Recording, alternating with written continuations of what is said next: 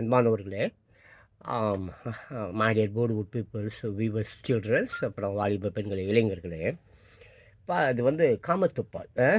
திருவள்ளுவர் வந்து திருவள்ளுவர் குறள் வந்து பார்த்தீங்கன்னாக்கா, ம், 1242. ஓகேவா? 1242. இதோ இந்த இங்கே இருக்க இந்த குறள் சரியா? ஓகே. இது என்னன்னு பார்த்தீங்கன்னாக்கா, அந்த குறள் வந்து நம்ம திருவள்ளுவர் என்ன சொல்லியிருக்காரு பாருங்க. பெரிய கலைஞன், நான் சாதாரணமான ஆள் இல்லை. I love. எனக்கு காமம் பிடிக்கும், காதல் பிடிக்காது. எஸ், எனக்கு காமம். நான் சிறு வயதுலேருந்து, சின்ன வயதுலேருந்து இப்போ வரையும், ஆமாம், எனக்கு யாராவது ரொம்ப அழகாக தெரிந்தால் உடனே லவ் போயிடும். 62 வயசு ஆகுது. ஆமாம், இப்போவும் சரி. ஆமாம், சின்ன வயதுல சொல்கிறேன். எனக்கு ஒரு 5 வயது 6 வயதுலேருந்தே சொல்கிறேன் நான். ஏதாவது அழகாக ஒரு பெண்ணை நான் பார்த்து விட்டால் உடனே என்னையும் அறியாமல் காதல் அவள் மீது போயிடும். அப்புறம் கண்ட்ரோல் பண்ணிப்போம், அது வேறு விஷயம். அதை பற்றி நான் பேச வரல, என்னை பற்றி பேசுகிறேன். இது இங்கே என்ன இந்த இந்த இந்த குறள் என்ன சொல்லுது அப்படின்றத பார்ப்போம். ஏன்னா இந்த பெண்கள் வந்து எப்படின்னாக்கா, பெண்கள் இல்லாமல் இந்த உலகம் இயங்கவே முடியாது. பெண்கள் இல்லைன்னா இந்த உலகம் இல்லை. பெண்ணே இல்லைன்னா எந்த ஆணும் உயிரோடு இருக்க மாட்டான், தற்கொலை பண்ணி செத்துருவான். தற்கொலை பண்ணிப்பான். பெண்களே இல்லாத ஒரு உலகத்தை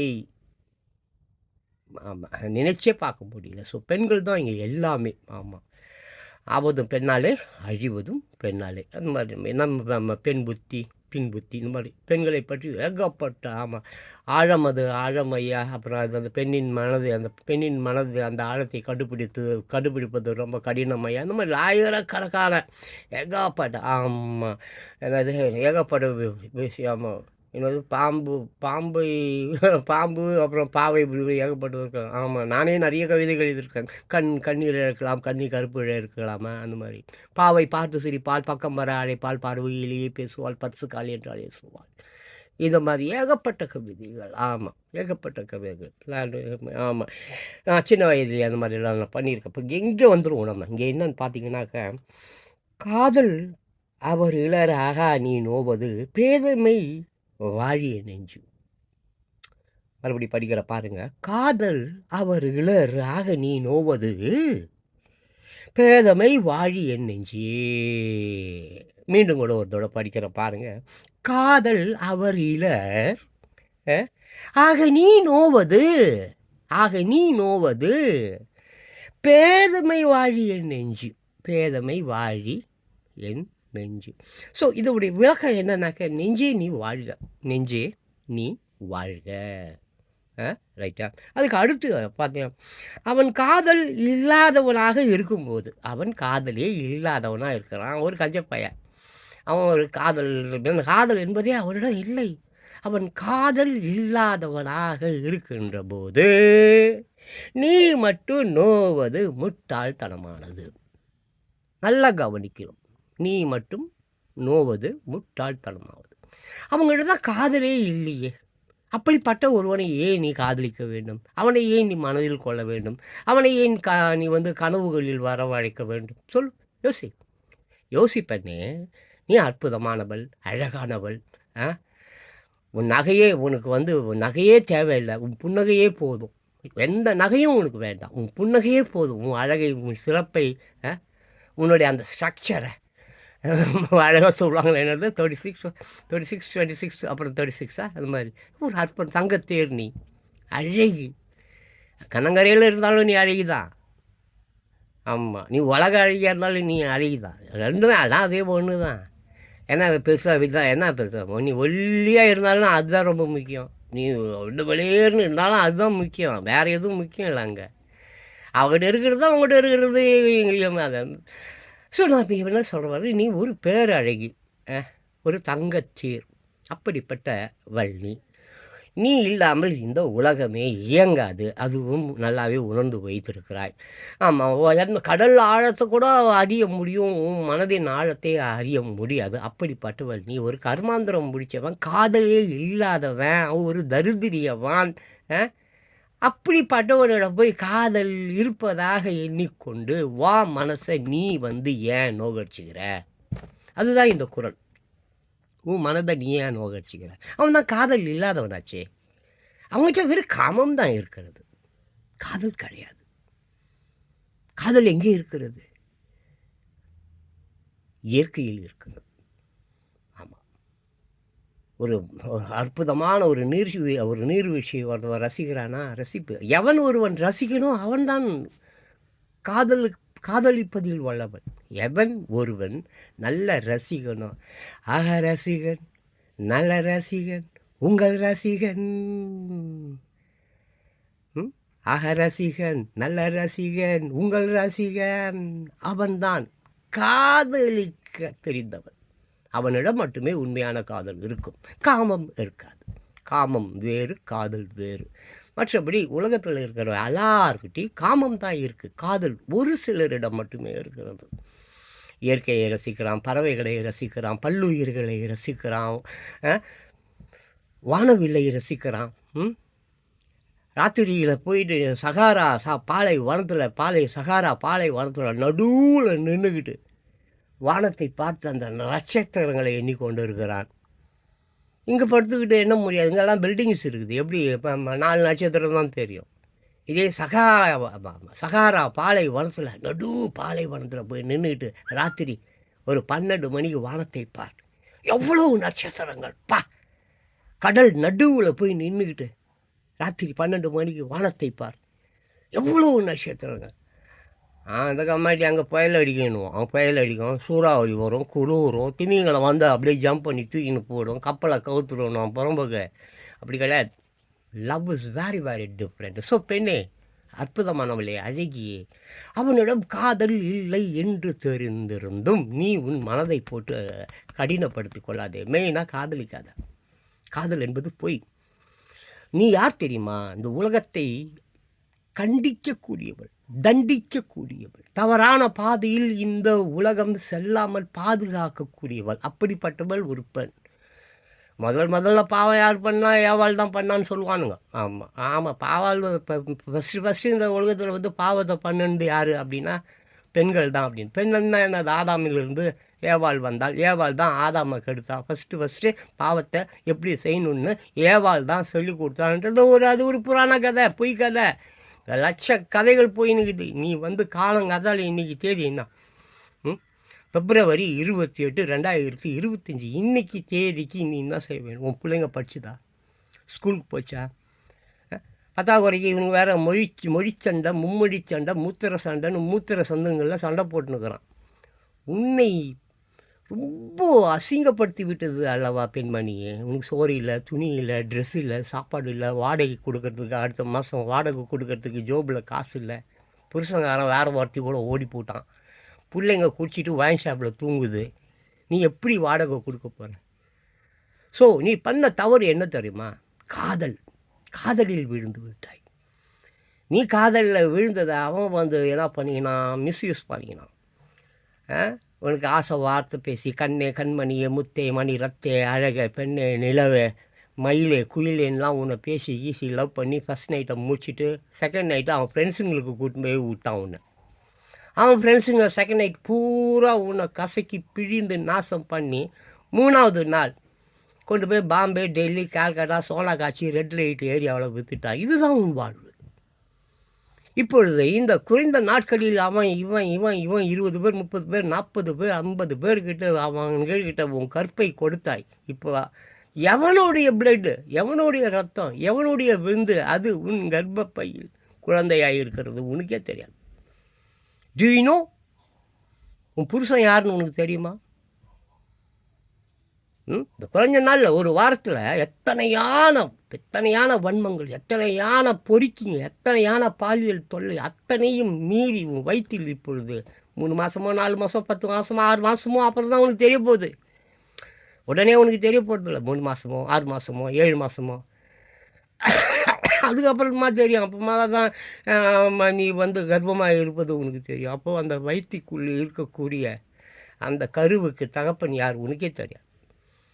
உனக்கு சத்தியமாக தெரியாது. அது டெஸ்ட் பண்ணால் என்னமோ சொல்லுவாளுங்களோ என்னமோ, அதுவும் எனக்கு தெரியாது. ஸோ இந்த அளவில் உன் வாழ்வு போகக்கூடாது. உனக்கு இயற்கை ஆண்டவன் வந்து உனக்கு கைகளில் வந்து நகம் கொடுத்துருக்குறான், பற்கள் கொடுத்துருக்குறான், உன்னை பாதுகாக்க சொல்லி, உன்னை பாதுகாத்து கொள்வதற்காக. உனக்கு வந்து 9 மடங்கு சக்தி இருக்குது, பலம். ஆனால் அதை நீ உணராமல் இருக்கிற. உன்னை தீண்டுபவனை, உன்னை சித்திரவதை செய்பவனை, உன்னை காம கொடூரனாக உன்னை காம கொடூரனாக மாறி உன்னை கற்பழிக்க முயலுகிறவன் எவனாக இருந்தாலும் நிகங்களாலேயே அவனை கொலை செய்ய முடியும். உன் பற்களை கட்டிச்சு நாய் கொதரும் பார்த்துருக்குறியா? நான் பார்த்துருக்கேன். ஒரு நாய், ஒரு குட்டி பாப்பா குப்பை தொட்டியிலேருந்து ஒரு நாய் வந்து இழுத்துன்னு ஓடுது ஒரு குட்டி பாப்பா. நான் கல் எடுத்து அடிக்கிறேன். இது சரியா இல்லை, இப்போ இல்லை, நான் சொல்கிறேன். ரொம்ப நாள் முன்னால் 10-15 வருஷத்துக்கு முன்னால் குப்பை தொட்டி கேகே நகரில், சாலிகிராமம் கேகே நகர்லாம் இருக்குது இல்லை, அங்கே. ஸோ கத்துறான், ஓடுறான், பின்னாடி ஓடுறான். அது என்ன பார்த்து கடிக்க போடுது. பார்த்தா சட்டுன்னு ஒரு 20-30 நாய் சேர்ந்துச்சு. ஆமாம், 20-30 நாய். அந்த பாப்பா, அந்த குட்டி பாப்பா இன்னும் 6 நாள் இருக்கோ இல்லை ஒரு 10 நாள் இருக்குமோ யாருக்கு தெரியும். கதறி எடுத்துச்சிங்க, கதறி சிக்கு 100 எடுத்துச்சு. அந்த பொம்பளை ஒன்று இருக்கும், அந்த மேனகா காந்தின்னு ஒன்று, அதாவது இந்திரா காந்தி மர்மவை மேனகா காந்தி. அவங்க புருஷன் கூட ஃப்ளைட் ஆக்சிடெண்ட்டில் செத்து போட்டார். பேர் சஞ்சய் காந்தியோ என்னமோ. இந்த எமர்ஜென்சிலாம் வந்தது இல்லை, அது மாருதி 800ன்னு சொல்லிட்டு ஒரு கார், அது மிகப்பெரிய ஊழல் நடந்தது. பெரிய விஷயம், ஏகப்பட்ட விஷயம் அந்த குடும்பம். அதனால தான் அந்த குடும்பம் பற்றியா ஒரு சாபம் பிடிச்ச குடும்பம். இந்திரா காந்தி அகால மரணம், ராஜீவ் காந்தி அகால மரணம், சஞ்சீவ் காந்தி அகால மரணம். ஆமாம், எல்லாம் சஞ்சய் காந்தி, ராஜீவ் காந்தி, அப்புறம் ராஜீவ் காந்தி, அப்புறம் அந்த சஞ்சய் காந்தி, அதான் இந்திரா காந்தி, சஞ்சய் காந்தி, அவர் தம்பி ராஜீவ் காந்தியோட தம்பின்னு நினைக்கிறேன். அப்புறம் இந்த மேனகா காந்தி, சோனியா காந்தி, பிரியங்கா காந்தி, அதெல்லாம் விட்டுருங்க. இப்போ ராகுல் காந்தி அவரையும் பலிகடா ஆகலான்னு பார்க்குறாங்க. இவராவது கொஞ்சம் அந்த சாப குடும்பத்துலேருந்து விலகி அரசியல் வேணாம், ஒரு மயிரும் வேணாம், ஏற்கனவே அவங்க தாத்தாலாம் ரொம்ப விட்ரு, அந்த கதை தேவையில்லை, எதுக்கு தேவையில்லாமல் நான் போயிடலாம். என்னை விட்டு அப்படி தான் எங்கேயாவது போயிடுவேன். இங்கே பேசினே இருப்பேன், திடீர்னு பார்த்தா வேறு எங்கே போய்டும், சம்மந்தம் இல்லாமல் பேசினே இருப்பேன். அது ஒரு பெரிய பிரச்சனை. சரி, நான் இங்கே வந்துடுறேன். தான் ஒரு பெண் ஆனவள் எப்படிப்பட்டவளாக இருக்க வேண்டுமே என்றால், உத்தமியாலாம் வந்து இருக்க முடியாது, அது கஷ்டம். யாருமே உத்தமர்களாக வாழ முடியாது. உலகத்தில் ஒரே ஒருத்தவங்க கூட உத்தமரெல்லாம் வாழ முடியாது. சரிபாதி பொய், சரிபாதி உண்மை, அவ்வளோதான். பாதி உண்மை, பாதி பொய். ஆமாம். அபிராமியே தாளாட்டு சாமியே நான் தானே தெரியுமா, பாதி தான். சிவன் பாதி, அப்புறம் இன்னொருத்தர் யார், பார்வதியா, அபிராமி, பாதி. இப்படி தான் இங்கே உண்மையும் பாதி, பொய்யும் பாதி, இரவு பகல், மேடு பள்ளம், நம்ம ஏழை பணக்காரன், இது மாதிரி. ஸோ உலகத்தில் வந்து ஒரு 20 குடும்பங்கள் மட்டும்தான் இந்த உலகத்தை ஆட்டி படைக்கிறதாக சொல்கிறாங்க. ஸோ அப்படிப்பட்ட இந்த காலகட்டத்தில் இன்றைக்கி உன் பிள்ளைக்கு சாப்பாடு என்ன, படிப்பு என்ன, கல்வி என்ன, அது எப்படி வாழ வேண்டும், செய்ய வேண்டும் என்பதை வழிவகுக்க வேண்டிய ஸ்தானத்தில் தாயாகிய நீ தான் இருக்கிற. தகப்பன் வந்து ரொம்ப சிறந்தவன், வித்தைக்காரன். பட் இன்றைக்கி அவன் எல்லாம் வந்து டாஸ்மார்க்குக்கு போயிட்டான். ஒரு காலத்தில் தந்தைங்களுக்கு அப்படிப்பட்ட ஒரு ஒரு ஒரு வல்லமை இருந்தது. இன்றைக்கி அந்த வல்லமை எல்லாம் வந்து சறுக்கு குச்சி போயிடுச்சு. எல்லாம் சத்து கித்து பலங்களாம், ஆரோக்கியம் கருக்கும், அறிவு கருவு எல்லாமே மழுங்கி போச்சு. ஸோ இந்த சூழ்நிலையில் அட்லீஸ்ட் நீ பிள்ளைகளாவது பெற்றுக்கொள்ளாமல் இருக்கலாம்ல. சரி, கற்பை தான் இழக்கிற, வேறு வழி இல்லை, அவன் தப்பிக்கணும். சரி, ஒருத்தவன் இல்லை 5 பேர் ஒருத்தவனாக இருந்தால் சமாளிப்பேன். 5 பேர் 10 பேர் வந்து அமுக்கிட்டு வேலை பார்க்குறான், என்ன செய்ய முடியும்? ஒன்றால் தடுக்க முடியாது. கவர்மெண்ட்டு சரியில்லை. கவர்மெண்ட்டுக்கிட்ட நீ போய் எதை சொன்னால் அவனும் ஒன்று ராத்திரி வச்சு நல்லா வேலை செய்வான். ஒரு போலீஸ்காரங்கிட்ட போனால் அவனும் ஒன்று ஃபுல்லாக வந்து எஃப்ஐஆர்லாம் போட மாட்டான். அவனும் ராத்திரி விடிய விட செய்வான். வக்கீலும் செய்வான், நீதிபதியும் செய்வான். எல்லாமே இப்படி இருக்கும்பொழுது பெண்ணே, நீ ஏன் இல்லாத ஒன்றுக்காக இயங்குகிறாய்? மறுபடியும் படிக்கிறேன். காதல் அவர் இளராக நீ நோவது பேதமை வழி நெஞ்சு. அவங்ககிட்ட தான் காதலே இல்லை அப்படி என்பது உனக்கு நல்லா தெரிஞ்சிருந்தோம். தேவையில்லாமல் நீ அழுகுற, தேவையில்லாமல் ஏன் உன்னை நீ நொந்துக்கிற? வேண்டாம். காதல் கீதல் மயிர் இருப்பார் தென்கொரியாவா? ஆமாம், அவங்கெல்லாம் பார்த்திங்கன்னா அந்த பிஃபோர் மூமெண்ட்டுன்னு நினைக்கிறேன். ரொம்ப நாள் முன்னால், இப்போ இல்லை, அது ஒரு 4-5 வருஷத்துக்கு முன்னாடி அவங்களாம் ஸ்டார்ட் பண்ணிட்டாங்க. இங்கே ஆம்பளையும் பெண்ணும், ஆணும் பெண்ணும் சமம். எதில்? சம்பாதனையில்.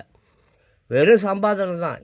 ஆமாம், எல்லாம் யூடியூப்பில் இது வாட் இஸ் இட், டெஸ்ட் டியூப்பா? உனக்கு பாப்பா வேணுமா? நிறைய அந்த ஸ்பேம் டோனர்ஸ் இருக்காங்க. ஸ்பேம் விந்து டோனர்ஸ், கிட்னி டோனர் அந்த மாதிரிலாம் சொல்கிறாங்களே, ஐ டோனர் அந்த மாதிரி சொல்கிறாங்களே, அந்த மாதிரி புருஷன் யாருன்னே உனக்கு தெரிஞ்சிக்க வேண்டிய அவசியம் கிடையாது.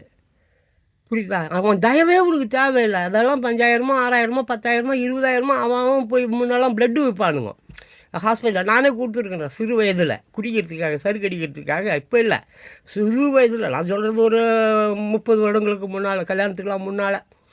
ஆமாம், போயிட்டு அந்த ஹாஸ்பிட்டலில் ப்ளட்டு கேட்பான். ப்ளட்டு கேட்டால் பிஸ்கெட்லாம் கொடுப்பான். நம்ம காசு கொடுப்பானுங்க. 30 ரூபா 40 ரூபா அந்த மாதிரி ஏதோ வாங்கியிருக்கேன். அது ஒன் டைம், ஏதோ ஒரு டைம் இந்த மாதிரி நான் பண்ணியிருக்கேன். அது நம்ம எப்பவுமே நான் வந்து என்ன தவறுகள் செய்யன்னு நிறைய பெண்கள் பழக்கம் உண்டு. ஏகப்பட்ட பெண்கள்கிட்ட நான் போயிருக்கேன். நம்மளாம் அந்த பொய் சொல்கிற ஆள் கிடையாது. 2வது, நான் உங்களை நம்பியோ உங்கள்கிட்டருந்து எதையோ எதிர்பார்த்தோ நீங்கள் எனக்கு இது கொடுக்க போகிறீங்க, அது கொடுக்க போகிறீங்க, நத்திங் டூயிங். உங்கள்கிட்டருந்து ஒரு நயா பைசா கூட நான் வாங்க மாட்டேன். என் கதையே வேறு, அதை விட்டுடு. நான் என்ன சொல்ல வரேன், முதல் பாவம் செய்தவள் ஏவாள். தப்பு என்ன, ஆமாம், தவறு என கெட்ட விஷயத்தை கற்றுக் கொடுத்தவள் பெண் அப்படின்னு சொல்லிட்டு ஒரு சங்கதி ஒன்று காலங்காலமாக ஓடி நிற்குது. தயவு செஞ்சு அதை மாற்றுங்கள் பெண்களை. நீங்கள் இல்லாமல் இந்த உலகம் இயங்காது. அதை மட்டும் நன்றாக புரிந்து கொண்டீர்கள் என்றால் ஒத்துழையாமை. உன் புருஷன் கூப்பிட்றான் படுக்கிறதுக்கு செருப்பால் அடித்து துரத்தி விட்டுரு. ஆமாம், அவன் படுப்பான். அவன் புள்ள சுமக்கிறது நீ தானே நாளைக்கு அது குப்பைத்தொட்டில் கொண்டு போய் போடணும். நீ குப்பைத்தொட்டில் போட்ட உடனே அது நாய் இழுத்துன்னு போகுமே. இப்படிப்பட்ட பாவத்தை செய்வதற்காக உன்னை இயற்கை படைக்கவில்லை பெண்ணே. காதலும் கிடையாது, ஒரு மயிரும் கிடையாது என்பதை நீ உணர்ந்து விட்டால் இந்த புறம்போக்கு எச்ச பசங்களை ஒத்துழையாமையும் பக்கத்தில் சேகாத. அதுக்கு தான் நான் சொன்னேன், உனக்கு இயற்கை கொடுத்தது நகம். செம்ம பாலிஷை போட்டுன்னு சுற்றி நிற்கிறேன். நெயில் பாலிஷ் பார்க்குறேன், நிறைய வீடியோஸ் பார்க்குறேன். நெயில் பாலிஷ் போட்டுன்னு 2 பீஸ் ட்ரெஸ் போட்டுன்னு சுற்றி நிற்கிறேன். ஈஸியாக எடுத்து விட்டு போடுவான், புரியுதா? ஸோ அவர்களை நீ ட்ரெஸ் போட்டுக்கோ. ஆமாம், ஆதிவாசிகள் துணியாக போட்டிருந்தான், ஆதாமும் ஏவாளும் துணியாக போட்டிருந்தாங்க. இல்லை, இங்கே துணி இல்லாமல் இருப்பதில் வந்து செக்ஸ் எல்லாம் வருவது இல்லை. இல்லைங்க, காட்டுக்கு உள்ளார வந்து ட்ரெஸ் இல்லாமல் இருக்காங்க. அவங்க என்ன செக்ஸாக படிக்கிறாங்க இன்னும். அது ஒரு கலை, அது ஒரு அழகு. அந்த அழகை வந்து பார்க்கும்பொழுது எவனுக்கும் காம வெறியெல்லாம் வரவே வராது. நீ மூடி மறைச்சிக்கின்னு இலை மாதிரியோ காய் மாதிரியோ லைட்டாக தொப்பில் காட்டுறது, லைட்டாக இந்த மாரை காட்டுறது, இப்படி காட்டுறது தான் உனக்கு கவர்ச்சியை தரும், ஒரு வெறித்தனத்தை உருவாக்கும். நாய் மாதிரி அப்போவே அதே இடத்துல வந்து ஒரு ஒரு ஒரு ஒரு ஒரு தீவிரமான ஒரு கற்பழிப்பு விஷயத்தை அரங்கேற்றலாமா என்றெல்லாம் தோணும். அதனால் அழகான துணியே இல்லாமல் இருந்தீங்கன்னா நீ ரொம்ப அழகாக இருப்ப. உன்னை எவனும் கெடுப்பதற்கோ உன்னை அது மாதிரிலாம் செய்ய மாட்டான். இந்த அரையும் குறையுமா, நுனி நாக்கு இங்கிலீஷு, அப்புறம் கிழிஞ்சு போன இது அதெல்லாம் சரி விடு. சரி, நான் சொல்ல வர்றது நல்லா புரிஞ்சுக்கோ. உன் பிள்ளைகள் பிச்சை எடுக்கிறான், ரோட்டில் இருக்கிறான், பஸ் ஸ்டாண்டில் இருக்கிறான், ரயில்வே ஸ்டேஷனில் இருக்கிறான். தயவு செஞ்சு உன் புருஷன் இந்த அதிமுக கட்சியாகட்டும், திமுக கட்சியாகட்டும், எந்த கட்சிக்காரனாகட்டும் எவனுக்கும் ஓட்டு போடக்கூடாதுன்னு சொல்லு. அதை மீறி ஓட்டு போட்டுட்டானா அவன் கூட நீ படுக்காத. அவன் கூட படுத்து மறுபடியும் நீ புள்ள பெற்று நீ மறுபடியும் குப்பை தொட்டியில் போட்டு மறுபடியும் அதை நாய் தூக்கிட்டு போகுன்னா இந்த உலகத்தை ஒருவராலும் காப்பாற்ற முடியாது. இயற்கை வந்து அது வேலையாக, அது கடமையாக, அது வந்து அழகாக செய்யும். இயற்கை தன்னுடைய கடமை என்ன செய்யும்? நிலநடுக்கத்தை உருவாக்கும், நெருப்பை கொட்டும், வெட்டுக்கிளிகளை அனுப்பும். புரிஞ்சுக்கிட்டியா? ஆமாம், ஆமாம், நிறைய நோய் வைரஸ், கொரோனாவை விட மிக பயங்கரமான வைரஸ் கிருமிகளை வந்து உள்ள நுழைக்கும். இப்போ ஆப்பிரிக்காவில் இப்போ ஏதோ சம்திங் ஒரு 4-5 வாரமாக நடக்குது. 500 பேருக்கு வருதான். இது என்னமோ தெரில, கண்டுபிடிச்சின்னு இருக்கிறாங்க. வந்து 500 பேருக்கு வருதான், 50 பேர் செத்து போயிடணும் ஆப்பிரிக்காவில். Congo, I think Congo, yes Congo தான் நினைக்கிறேன். காங்கோவா என்னமோ தெரில, அந்த பக்கம் நடக்குது. நம்ம நியூஸ் காலையில் கூட பார்த்தேன், நேற்று கூட பார்த்தேன். So be careful my dear beautiful ladies. அழகு நீங்கள், நீங்கள் அழகு. நீங்கள் இல்லாத ஒரு உலகத்தை எண்ணி பார்க்க முடியாது. அப்படிப்பட்ட இந்த உலகில் நீங்கள் ஒத்துழைப்பு கொடுப்பதனால் மட்டுமே இங்கே தப்புகள் அரங்கேறுகிறது. ஒத்துழையாமை, எந்த ஒரு விஷயத்துக்கும் நீ ஒத்துழை. எந்த ஒரு விஷயத்துக்கும் எல்லாத்தையும் இழந்துடும். ஆனால் உன் ஓட்டுரிமையை மட்டும் இழந்து விடாதே. அதுதான் உன் உயிர். எப்பொழுது உன் ஓட்டை நீ பிரியாணிக்கும் குவார்ட்டருக்கும் நீ கொடுத்து விட்டாயோ அப்பொழுது நீ செத்து விட்டாய். உனக்கு மரியாதை கிடையாது. நான் எல்லாரையும் பாரு வாடா போடான்னு தான் பேசுவேன். பார்த்துருக்கியா? ஒருமையில் தான் பேசுவேன். எனக்கு தெரியும், எல்லோரும் ஓட்டை விற்றுட்டீங்க. உங்களுக்கு மரியாதை கொடுக்க வேண்டிய அவசியம் கிடையாது. அதனால தான் எல்லாத்தையும் நான் வாடா போடா இஷ்டத்துக்கு திட்டுவேன், கண்ணா முன்னான்னு திட்டுவேன். ஏன்னா நான் இன்ன வரைக்கும் என் ஓட்டை விற்கவில்லை. பத்திரமாக என் உயிரை பாதுகாப்பது போல் என் ஓட்டையும் நான் பாதுகாக்கிறேன். எம்ஜிஆர் போட்டேன். எம்ஜிஆர் இறந்து போயிட்டார். அதாயிடுச்சு 35 வருடங்கள் மேலாவது நான் ஓட்டு போட்டு. இனியும் யாருக்கும் போட மாட்டேன். நான் இருக்கிறது கொஞ்ச நாட்கள். அந்த கொஞ்ச நாட்களில் நான் நேர்மையாய், உண்மையாய், சீரும் சிறப்புமாய், எந்த நோய் நொடியும் இல்லாமல் இந்நாள் வரை என்னை இயற்கை காப்பாத்தியிருக்கிறது. ஹாஸ்பிட்டலுக்கு ஏதோ 1 2 தடவ தான் நான் போயிருக்கேன். மிக பயங்கரமான மிக பயங்கரமான சிச்சுவேஷன்ஸ் எல்லாம் எனக்கு ஏற்பட்டிருக்கு. மயிரிழையில் நான் காப்பாற்றப்பட்டிருக்கிறேன். என்னை யார் காப்பாற்றுகிறார்கள் என்று கூட எனக்கு தெரியாது. I don't want to know about that. எனக்கு அதை பற்றி அறிந்து கொள்ள வேண்டிய அவசியம் இல்லை. என்னுடைய ஒரே ஒரு கோரிக்கை, வேண்டுதல் என்னவென்றால், சின்ன குழந்தைங்க 8 வயதுக்கு இயற்கை கீழே இருக்கிற குழந்தைங்க என்ன பாவம் செய்தது? அதுங்க ஏன் இப்படி சாவுது? கர்ப்பப்பையிலே சாவுது. ரயில் அடிபட்டு சாவுது, அங்கே சாவுது, இங்கே சாவுது. அப்புறம் அந்த பசங்க, சின்ன பசங்களுக்கு மோட்டர் சைக்கிளையும் செல்ஃபோனையும் வாங்கி கொடுக்குறீங்க. அது என்னமோ மோட்டர் பைக் ரேஸு, அந்த ரேஸு, இந்த டெய்லி டெய்லி டெய்லி டெய்லி ஒரு நாளைக்கு உலகில் ஆக்சிடெண்ட்டில் சாகுறவங்க லட்சக்கணக்கானவங்க. இயற்கையாக சாகுறது அது வேறு. இந்த மாதிரிலாம் சாகுறதெல்லாம் கண்டிப்பாக பாவத்தின் சம்பளம் மரணம் தான். நீங்கள் பெற்றவங்க பண்ண புண்ணியம், அப்புறம் பெற்றவங்க பண்ண பாவம். பெற்றவங்க புண்ணியம் பண்ணால் அந்த புள்ள நல்லா தான் இருக்கும். அது வந்து நல்லா படிக்கும், அறிவாளியாகவும், டாக்டராக வரும், பெருசு பெருசாக வரும். ஆனால் நீ தப்பு பண்ணால் கண்டிப்பாக உன் பிள்ளைங்க நடு ரோட்டில் இந்த மாதிரி தான் சாவும். ஸோ பாவத்தின் சம்பளம் மரணம். பாவங்களை தவிருங்கள். கொஞ்சமாவது உலகம் அழிய போகிற இந்த கால end of days definitely it is going to be happen. நடக்க தான் போகுது. ஆனாலும் கடைசி நாட்கள்லையாவது கொஞ்சமாவது திருந்தலாம் இல்லையா? கொஞ்சம் உண்மையாக வாழலாம் இல்லையா? முயற்சி பண்ணி பாருங்கள். தேங்க்யூ.